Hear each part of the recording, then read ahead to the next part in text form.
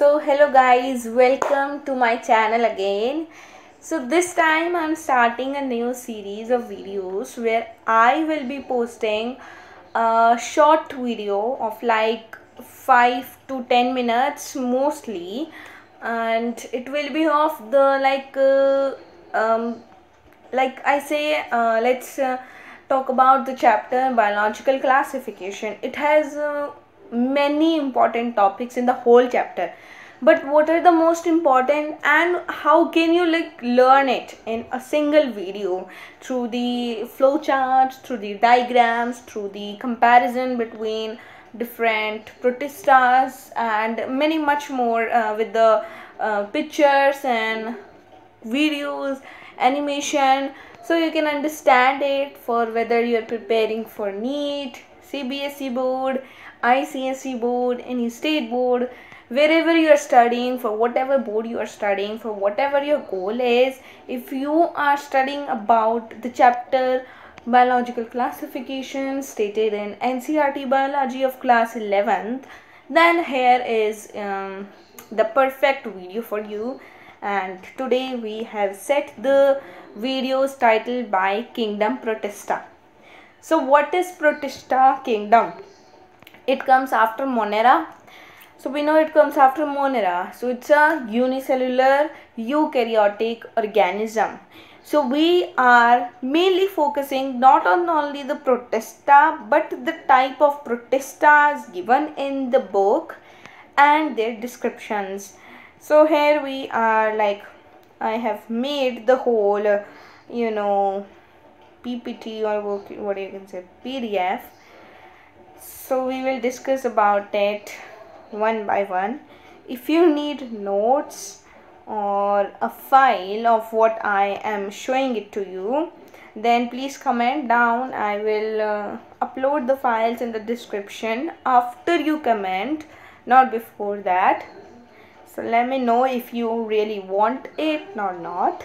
So let's start off with the first one, which is the table, the classification, which is basis on the type of food they eat, or do they make it at their own or do they depend on someone else. So there are three types here, we can see. Let me grab my highlighter.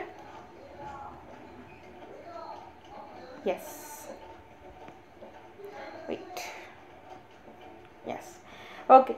So first one is photosynthetic. Photosynthetic is like they do make their food on their own. So what are the photosynthetic protistas? There are three: Chrysophytes, Dinoflagellates and Eubilantoids. Next we talk about saprophytes, which depend on dead and decayed plants. So these are slime molds, and let me tell you that slime molds are very much like to fungi. So this kingdom protista is also called as the you can say what was the word that is not coming in my mind? It's a living fossil. Yes, it's a living fossil of what kingdoms are going to come next to it, like fungi, like plants, like animals. Protista has organisms which are very much alike to them. So slime mold is very much like to fungi. Next come to holozoic and parasitic. Holozoic and parasitic, that means they depend on some organism. Holozoic means animals, they depend on animals, and parasitic, that they also means depends on animals. So this kingdom, this protista has protozoa. Protozoa acts as a holozoic or a parasitic protista. Next comes to the, and here's a clapping for you if you understood the classification. If you are learning from a great teacher, I am 110% sure that you might have learned about this or might have studied somewhere about this. And you know what good teachers are on YouTube or online platforms. I have also studied from them. Next we come to Chrysophytes. Chrysophytes have another classification which is based on the organisms present in them. So what are the organisms present in them? Let's talk about that. So these are the desmids and diatoms. So desmids are also known as the golden algae, okay? And then next is the diatoms. Now we will look on the more broader picture of it. Yes, let's come to Chrysophytes. So what are Chrysophytes? So here I am one disclaimer that I am not making a video in which I will over explain everything. I am just making this video for someone who wants to just revise this topic only, or just want to give like a brief quick revision, a quick remembrance to this topic. And if you want a short note like these, if you want to make like these, if you want a reference how to make short notes, you have come to a good place. So let me make it clear at the first. So let's move on to Chrysophytes. Yes, so Chrysophytes are freshwater and marine also, means they present in freshwater also and in marine water also. Next, they are photosynthetic. We have already known this.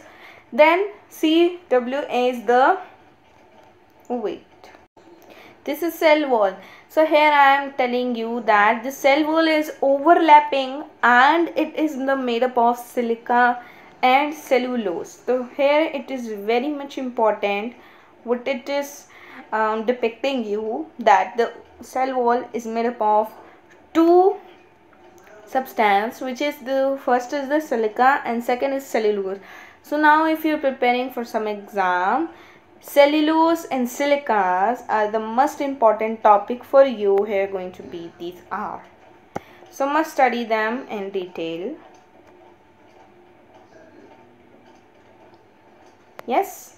Next, the cell wall is indestructible, that means it's non-breakable. Next, cell wall of diatoms.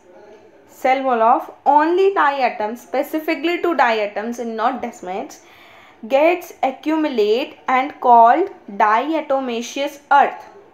So इनकी cell wall क्या होती है? Accumulate हो जाती है when they die, and when they accumulate they are called diatomaceous earth. So this is very much important, which I am circling here. Next is flagella absent होता है, and then plankton passive motion होता है. Means if there is a question where is asked which organism has a passive movement of plankton. So what would you write? Which one of the protista do these have? So the answer is Chrysophytes. And the most important thing here is this water current movement. This motion is actually the water current. It's through the water movement. Okay. Next, I will tell you why I am emphasizing on the water current, because there is a very much alike situation in the Dinoflagellates, or I don't just remember it, but this can be a great MCQ. Next we come to the Dinoflagellates. So Dinoflagellates are only marine, they are not freshwater types, so they are only found in the marine water. Next is photosynthetic, we know this, photosynthetic होते हैं. Then cell wall is stiff cellulose plate. Now I have write all the points like by which you can easily differentiate how I have written it. So here it is that cell wall is stiff cellulosic plate. Okay, and in Chrysophytes it was silica and cellulose. So here we have Dinoflagellates, we have two flagella which are longitudinal and transverse. Example of the dinoflagellates is gonalox. So however you pronounce it, you must remember it. That's the most important thing. So gonalox is an organism of dinoflagellates classification.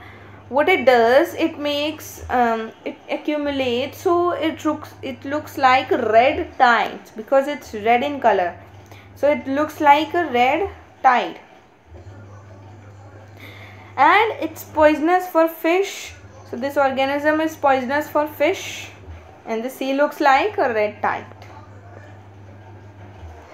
So next we come to the Eubilantoids. So Eubilantoids is the last organism of the photosynthetic table. So next is Eubilantoids, which are specifically found in stagnant water only. So stagnant water means the water which is standing still. It's the still water. Okay, means the water is not flowing. And the most important term of this Eubilantoids that they are mixotrophic. Mixotrophic means they are autotrophic also and they are heterotrophic also. Now how do we classify as it's mixotrophic when we are already putting it in photosynthetic? Yes, that raises a very good question. So what comes in here is the autotrophic Eubilantoids are found when there is a presence of sunlight, and when there is not the presence of sunlight, they become heterotrophic. Like, it's very simple, they change like a chameleon. Next is the cell wall, which is absent in them, and instead what is present, a pellicle layer, which we can say which is a protein flexible layer. So an MCQ or question can come, which of the organism has a protein flexible layer called pellicle layer? So you can obviously write that it's Eubilantoid. Next, they also have two flagella and they are unequal flagella. In Dinoflagellates, there were two types. They were classified as transverse and longitudinal, but here they are just unequal. And the most important also point about this is that they have pigments like higher plants. So what pigments? They are the chlorophyll pigments. So what chlorophyll pigments they have? Chlorophyll A and chlorophyll B. So next we come to the slime mold, and they were saprophytic. Also they are found in not the water but actually in the dead and decaying area where these are found. Saprophytic होते हैं. Okay. Cell wall is true. What does it mean? Cell wall is true. That means that whatever we have already learned about the protistas like Chrysophytes, like Dinoflagellates, like Eubilantoids, they did not have a true cell wall. They have like silica plus cellulose or a pellicle type, something like that. But here, the first true cell wall is present in only slime molds. And the next important point here is this, that they displace or move by air currents. That means they displace by air. The spores of the slime molds for reproduction displaced by air. Next, they are extremely resistant, and favorable conditions may they have a plasmodium stage, and unfavorable conditions may they have a fruiting body mate. Fruiting bodies are always developed on the plasmodium in the unfavorable conditions. Next we have the protozoans. Protozoans have a wide classification again. So these are first of all unicellular eukaryotes. Then cell wall is absent. Now we read about cell wall, true cell wall in the slime molds, and then again cell wall is absent. Next is they are heterotrophic, and we have the classification here. Now I have made the classification very easy and not like in brief classification, so you can just quickly remember the name and the examples. So what okay, so these are classified into 4 types, which is the amoeboid, flagellate, ciliate and sporozoan. Amoeboid means they have a pseudopodia for the motion. Example. Now these all are example.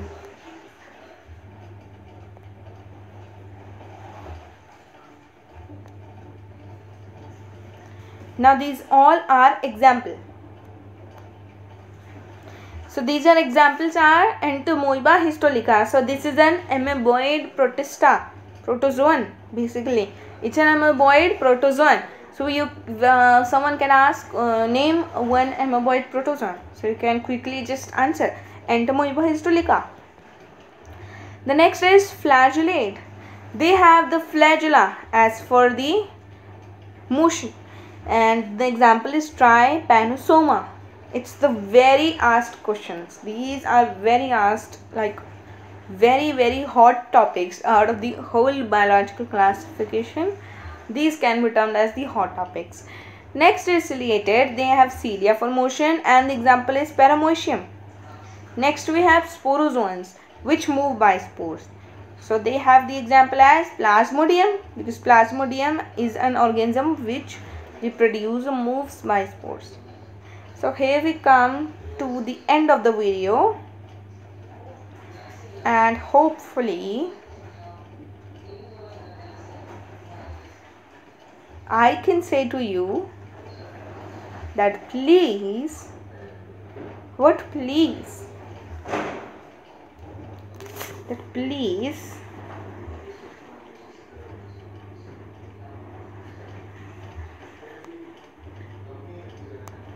subscribe and